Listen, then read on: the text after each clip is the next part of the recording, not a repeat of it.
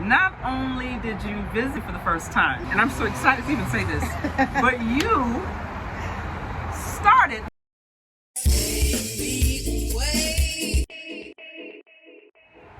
All right, peace, love, light, all things good to everybody tuning in to the Unapologetic Nomads. This is your girl, Mickey, aka Queen Nomad. And shout out to King Nomad, who is not in the building right now, but he's always here. And shout out to Ayla. And I have a very special guest in the building with me. You have seen her before. She is back with an amazing story. Some very exciting news for you. And I am happy to be back. Right. Thank you so much. We have the one, the only, the lovely Miss Shasy LaRue. How are you today? I'm wonderful. Thank you so much. And thanks to you, Michelle, for so many reasons, I have to say. I'm glad to be back again. It's a continuation of the first conversation. Yes. Where the topic was finding yourself by getting lost. And this time, I did get lost. I got lost in a very dreamy, very heaven-like, very blissful place, thanks to Queen Nomad and her recommendations for where I should travel to next.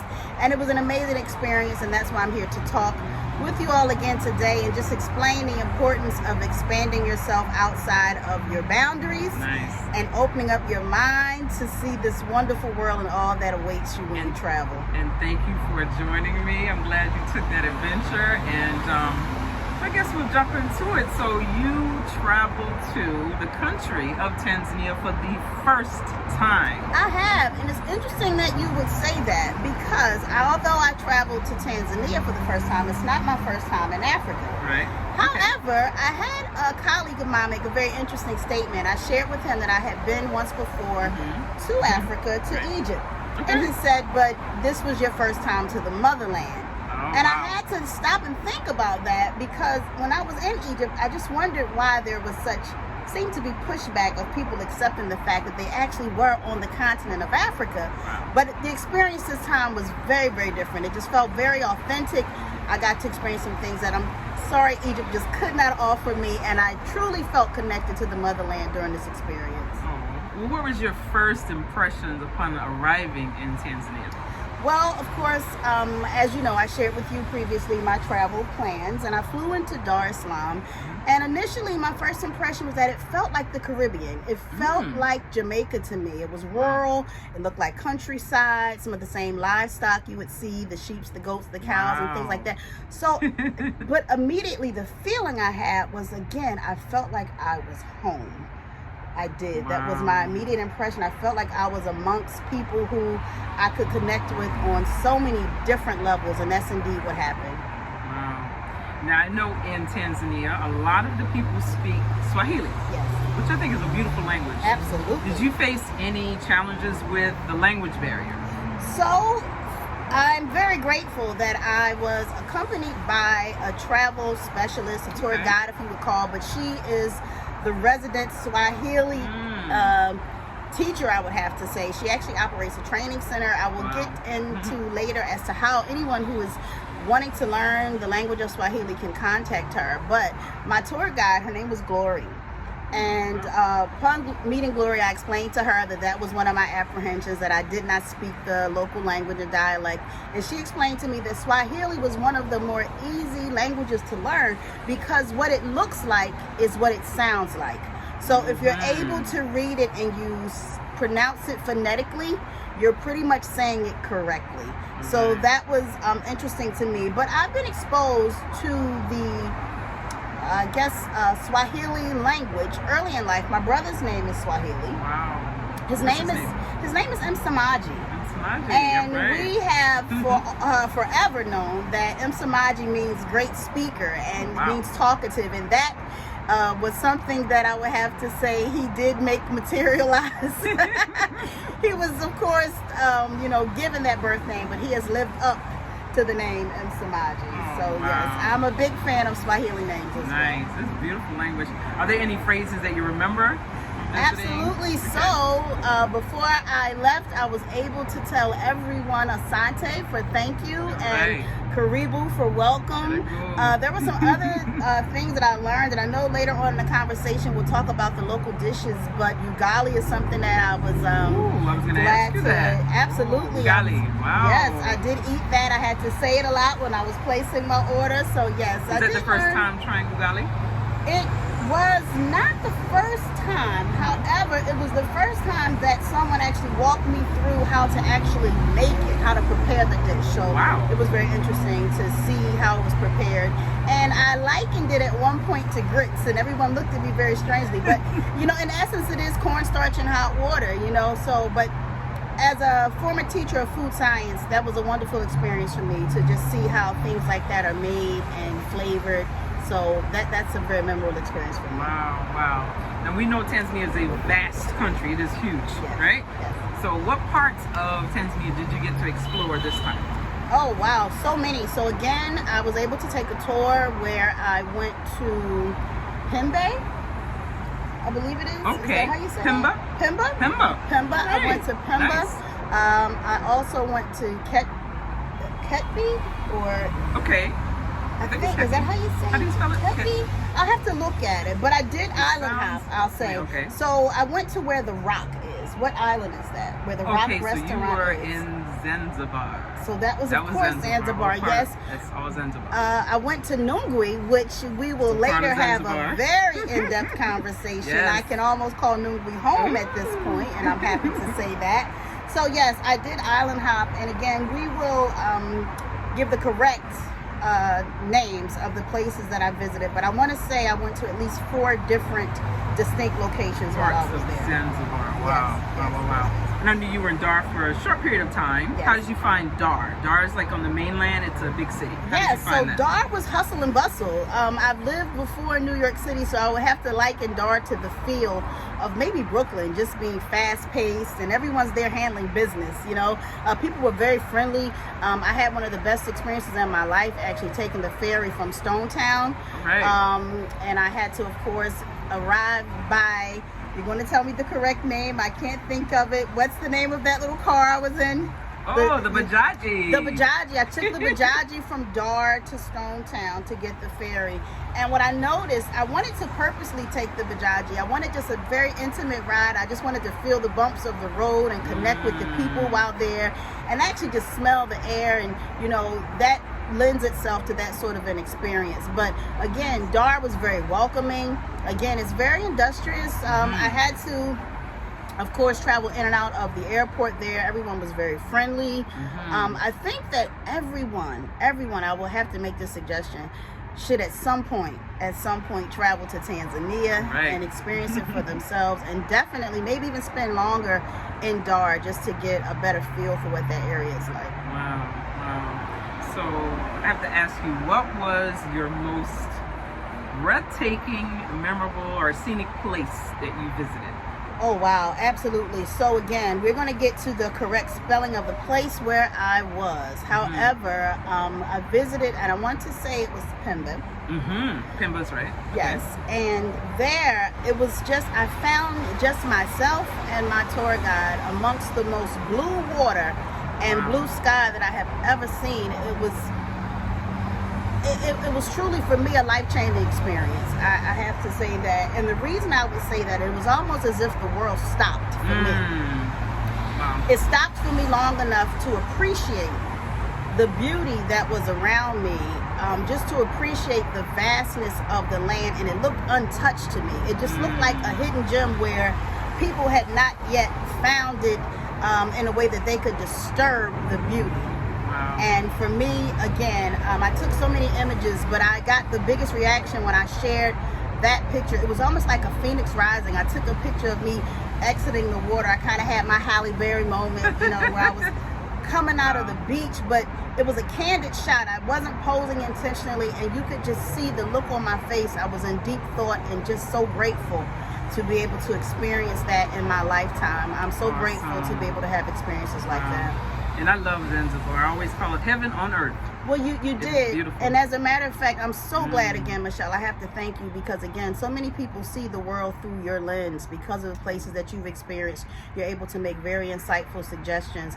And for me, what you said lived up to everything that I had envisioned it to be. I know you shared with me that someone made a comment that they thought that Tanzania had been touched by God, or basically just, you know, almost like it feels anointed. It really does. It feels just that special. And when I was with my tour guide, she had a conversation from someone who was actually back home in Pennsylvania, where I'm from, and she mentioned visiting Tanzania, and she said almost the exact same thing. She said it's the most blessed place on earth. Yes. And for me, although my travel experience is not as vast as yours, I haven't been in as many places. I've traveled throughout the Caribbean. I've traveled here on the continent of Asia. I have never been anywhere where I felt like God said, this is the place where you can be as close to heaven as possible. Woo. Wow. Amazing. I'm glad your experience was awesome. It really was. And on the flip side, were there any challenges with this trip? So you know what? It's going to sound like I'm answering this question as if I was in an interview and you flip a negative and make it a positive. But I have to say, what could have been challenging was not. And I have to applaud myself for actually exhibiting a certain level of bravery and resourcefulness because, again, I was navigating an unfamiliar territory. I had never been there in that region, but I welcomed the opportunity to be confused. I welcomed the opportunity to have to figure things out. And when I had to make adjustments with the ferry and figure out, you know, how to check the luggage, and a little anxiety did kick in, but I felt so safe because the people there make it a point to reassure you that you are in good hands. And I felt that way throughout the entire experience. Wow. Awesome. So, getting to the next part of this interview, I want to talk about something that happened recently with you, an exciting venture. Yeah, absolutely. You, not only did you visit Tanzania for the first time, but, and I'm so excited to even say this, but you started not one, but two Airbnbs Yes, in I did. Tanzania. Yes, I did. Oh my And goodness. again, Specifically in Zanzibar. specifically in Zanzibar, and even more specifically in Nungwi. So what inspired you to choose this particular place Well, to start an Airbnb? I'm going to allude to our last interview, and what we made reference to was the fact that I like to create customized, uniquely tailored experiences. And for me, that means curating spaces. I love being hospitable. I really love to entertain in my home. We're here in my humble abode right now in Dubai, and I just wanted to replicate that feeling of Zanzibar, and I think I did a pretty good job. But I love to create spaces, and I would have to say the impetus behind me doing the Airbnb is that I couldn't think of a more beautiful place to host people and to let them share in the experience that I had. And the great part about it is my tour guide actually decided to make herself available to give tours to those who stay at the properties that I will be listing as short-term rentals. And I have to say, I was able to walk through the villages and purchase art from the local artists. And I was even able to pay some of the students to walk along the beach with me. I call them students, but some of the children who were there in the after-school hours, and they helped me collect seashells, and I paid them in shillings. Sweet. And I just got to share so much. And what was breathtaking for me was the creativity and the talent that is on the island of Tanzania. I had young men who were honest with me. Zanzibar, absolutely, but specifically the of Africa itself is full of creativity and a lot of woodworking and crafting things out of wood. But what I have to say is I met some young men who were a part of the Maasai tribe while I was in Nungwi, and they shared with me that they had not much formal education, but they had learned a tangible skill of being able to make such beautiful jewelry. I'm wearing some jewelry now that I purchased from some of the vendors there. It was just, I felt like I wanted to be nestled amongst those marketplaces and those people who are there sharing with the world those God-given talents that no one can teach you except for locals who have crafted those skills by just, again, using things that are native to where they live. You just answered one of my questions. I was going to ask you, how did you adapt to the local culture and customs when setting up your Airbnb? So you did venture out and use the artisans and the people on the ground yes, to and help I didn't have to go far. Again, like I said, both properties that I now have listed, it's just they're first of all, I consider them footsteps away from paradise. That's number one. But they are listed under the name of Kupende, and Kupende means self-love, and that is my brand has always been Self-Love by Shasy LaRue. So one of the properties, though, because it's a shared space, it's called Kupende Shikiriana. So that's another Swahili term that I learned, and that means to collaborate. And I love that the people there, everything just felt so reminiscent of the way that I grew up, where no man is an island. Everyone, you know, relies on one another. If you don't have it, they do. It's yours to share. I like how I saw people dining and communing. They would just join you at a table, and if you were eating something that looked interesting, maybe without much hesitation, they would just dive in and help themselves and welcome you to what they had. And I knew that I needed to be able to call a place like that home for as much of the year as possible. Wow. So what advice would you give to someone, you know, about traveling to an unknown place for the first time?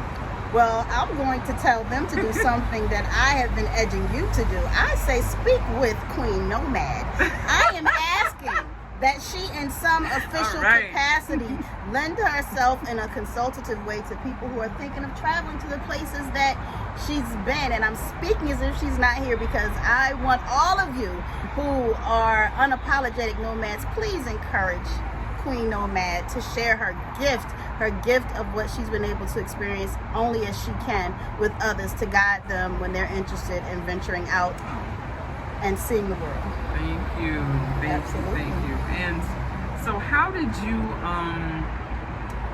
well, I want to say this too. Congratulations. Not only did she start 2 Airbnbs, you've already gotten some bookings. I do, and I'm so happy. Congratulations. Thank you so much. Congratulations. And you know what? Again, I'm just grateful that God also affords me the time to be able to visit again. I've already booked my ticket just this morning, actually. I was able to book the ticket to stay for the better part of December. I'm going to celebrate the holidays there. And it's the first time that I will be away from those who don't decide to join me there, but I will be away from my family who I typically visit in the States, and I'm encouraging them to come and stay and experience, you know, Tanzania for themselves. But what I plan to do is to greet the guests. I want to experience all those things again that I was able to do once for the second time and see their reactions. You know, I want to do some things again that I have not yet done, because a part of curating these experiences is that I will offer a guidebook with the short-term rentals, where I can simply just make suggestions as to places where I've eaten, places where I've visited, and the tours that I was able to take. Those suggestions, along with discounted rates for the tour guide, will be something that's attached to the short-term rentals that I have listed for Nungwe. All right. And if I may ask, maybe give us 1 or 2 strategies you used to market your Airbnb to attract the first guests. Absolutely. So what I wanted to do was stand out in terms of decor. I wanted to stand out in terms of making things feel authentic. I spoke with one of my colleagues who says that she travels abroad and she does not like to feel like she could be anywhere when she's in a space. She doesn't want it to seem ambiguous as to where she is when she's inside of the place that she's staying. And I wanted you to know that when you are in that space, everyone that you talk to via FaceTime, WhatsApp, Telegram, they're going to say, wow, you are in Africa. And specifically, I wanted it to reflect Nungwe with the local artwork and the furnishings that I was able to get. I actually saw a woodworker and he was about to discard a tree stump. I said, no, I need that piece of wood that is local, that has its origins here in Nungwe. I need that to be a part of my space. So that is what I believe stands out, and that's the feedback that I've received from prospective guests so far. That is awesome. You've done a wonderful job decorating the spaces. They look like they belong there. Thank you so much. Thank you so much. You know, the island. Yeah. I have to say, it's almost, I have no problem when people toot their own horn. It's important to recognize when God's giving you a gift, when God's giving you a talent. There's no reason to put any sort of a dampener on that light. And I'm glad that I'm able to let that light shine brightly and to let people be aware of what feeds me, what brings me alive. I think, again, when we had the first interview, I made reference to people sometimes may be hitting a lull and you don't know what gives you life. You're disconnected from the things that spark your happiness and your creativity. And when I was there, I was in my zone. And I believe that the spaces are reflective of me being in my happy space and me being at a point where I was attached to the things that have always made me happy. And again, curating experiences and allowing people to have pleasant times when they're in my company or just in a place that I've created is what drives me. Wow, wow. So what can your guests expect when they visit these accommodations? Absolutely. So one of them in particular is actually located right in the village. I mean, I have to say, and I love that. You'll see goats walking past. You'll see chickens. You'll hear the children who attend the local school having school. And one of the things that I'm very happy to say is that I plan on giving portions of the proceeds directly to the youth that are in the community. Wow. I plan to always donate to the school that's nearby. And as a matter of fact, one of the biggest things that stuck out to me when I moved here was the upkeep of the public spaces and beaches. And I would like for Nungwi to be reflective of that as well. So one of the initiatives that I have is to have local children come and clean and upcycle, you know, to pull the plastic bottles and things that they see that are in the beach so that that area can remain undisturbed and keep its natural beauty. Oh, that is awesome to not only do this, but just to give back. And that is very important. And wow. Yes, and the awesome. reason being, Wow. I mean, you see people from all descent there. You see a lot of Europeans there. And I don't want it to feel as if I am there only to profit. Not at all. I would not want anyone to come to my backyard and I felt as if they were there only to see what they could get. Not at all. I'm there to see what I can glean and to also see what I can offer and what I can learn. And I hope that anyone who visits that space knows that they're contributing to that same effort. Awesome. Awesomeness. Awesome. So give me your key takeaways from this journey. Absolutely. So one of the key takeaways is for everyone to allow themselves at least one opportunity in life where they prove to themselves that they can be completely reliant on their faith, being what can guide them and get them to whatever the intended destination is. I welcome the fact that when I got on that ferry, I didn't know what was next. I mean, I have been known to want to be in control, and it's because it's the way I've always had to be. But to feel like you're in a safe space where you can just let go, and the way I like to say it is let God. And I just felt like he had me there for a reason, and if he gets you to it, he'll get you through it. All right. I love it. I love it. Wow. So I definitely want to thank you for your time. This is an amazing interview, and you guys, you visiting Zanzibar anytime soon, please stop by. Make your booking Absolutely. Give us the names again. For We have two. Kapende, we do. For Kapende Kapende, Shakariana, and there's another one. and for Kapende Villa. All right. Go ahead and support this good sister. It is amazing what she has been able to accomplish in such short period of time. And I do want to say, I want to allude on the fact that it was a very short period of time. I was there for a 9-day span, and on day 3, I started this venture, and by the last day, I had decorated, fully staged 2 short-term rentals. So again, it's possible. I hope that anyone who watches this finds this inspiring and maybe lights a spark in them to connect themselves with something that brings them as much joy as this opportunity brings to me. Where there's a want and a will, there is a way. Absolutely. Yes, And awesome. I want to again thank you, Queen Nomad, so much for the recommendation, for the guidance, just for the encouragement. I love when I share the good news. I love to get reactions from good people who you know truly wish you well in your journey. And your reaction was one that I would pray that anybody who shares information about something important to them would get from someone they consider a friend. Wow, awesome. And you are also a friend, a good friend of the Nomads. So thank you so much again for your time.